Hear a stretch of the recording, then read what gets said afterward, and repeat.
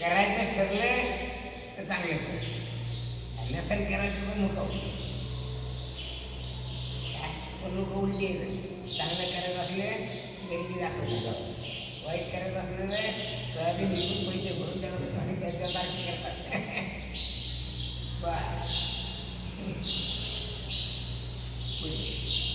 म्हणजे ठाकरे मला सांगतात की दुसरं आपलं शोभन करण्याकरता आपलं नाक कापायचं तर आप शोभन करायचं, तर त्या घेण्यात तरी आपण नक्की झालं.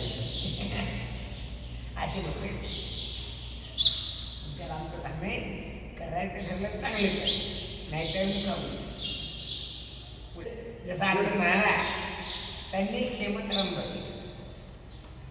काय म्हणला, काय म्हणला, अशस्त्रम शस्त्रपानया माम हन्यू, ते मला हाणतील मारतील, ते मला क्षेमतर होईल, हे कल्याणाला कारणीभूत होईल. कसं काय कारणीभूत होईल? कारण मी जिवंत राहिल्यानंतर जे माझ्याकडून पाप घडणार आहे ते मारल्यानंतर माझ्याकडून पाप होणार नाही, हे कल्याण काय जिवंत मी जर राहिलो का होईल? गुरुवाक्य घडले. आमच्या कुळात वर्णसंकर होईल, दीर्घकाळपर्यंत आम्हाला नरकात राहावं लागेल. त्या देशात धातराष्ट्रारण्य हन्यू, धृतराष्ट्राचे पुत्र रण नाम जर मला मारतील तर मी स्वर्गात जाईल, अथवा प्राप्ती जिवंत राहिलो तर या पापापासून याचा अर्थ तर मी श्रीमंतरण करतो, ते मला कल्याणाला कारणीभूत होते. तसं करायचं असेल तर चांगलं होत नसलं चांगलं तर नको, कारण पुढचे पाप जे होणार आहेत त्यापासून तो सुरक्षित आहे. पुढे ज्याला दुसऱ्याचं चांगलं करावं अशी भावना निर्माण होते, ही परमार्थाची पहिली पाहिजे शुभेच्छा नाही. म्हणजे परमार्थाच्या किती पाहिजे, 7 पाहिजे. शुभेच्छा, सुविचारणा, तनुमानसा, झाल्या. चौथी सत्वापत्ती,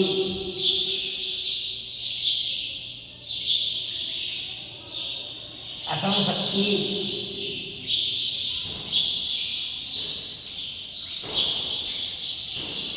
पदार्थावहिनी आणि सातवी क्रिया.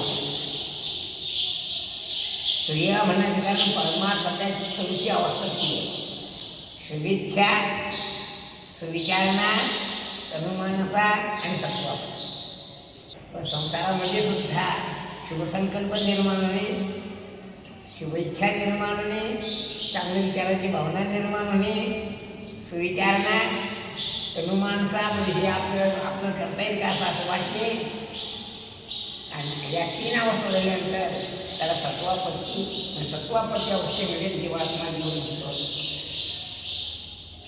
म्हणायचं ठरलं स्वामीच्या 4 अवस्था, अज्ञानाच्या 3 अवस्था. सत्वापत्ती, असंशक्ती, पदार्थाभाविनी आणि क्रियेला ह्या स्वामीच्या अवस्था आहेत. आणि शुभेच्छा, सुविचारणा आणि तनुमानसा या अज्ञानी लोकांच्या अवस्था आहेत. पण परमार्थातल्या काय अर्थात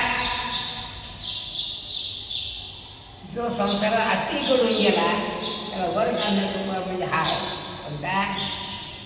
कोणता गुढी तरी करू नको. काय उपाय होता? करायचं असलं तर चांगलं कर, चिंतन करायचं असलं तर चांगलं चिंतन कर. शुभेच्छा काय कर? शुभसंकल्प कर. विचारात असलं चांगलं विचार. नाही काही लोक आले प्रपंच महाराज लय कामं करतो, काही पडतच पडत नाही असे लोक विचार.